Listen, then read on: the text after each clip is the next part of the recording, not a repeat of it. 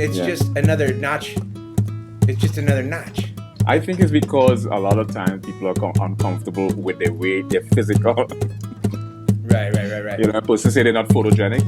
It's a euphemism for you're probably unattractive. You're ugly. When you say I'm not photogenic, it means you're ugly. It's a euphemism. But I could also assume, you know, you're a big guy. You look athletic. I could assume that you play sports.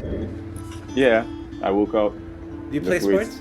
Yeah, look at your boy. Your boy looks. I don't know if this is supposed to be an intellectual show or comedic show. Yeah, your boy look freaking sexy today, boy. Check your boy out.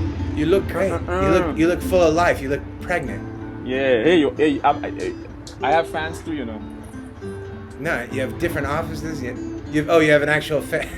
Yeah, I got fans. You know, the only one that got fans, bro. I got fans. Oh my god. Yo, that is like the worst. I don't think you're laughing because it's funny. I think you're laughing at the corny. It's corny. It's just I'm laughing. Corny. I'm laughing at how much money I have. I'm rich. You know what I mean? Man.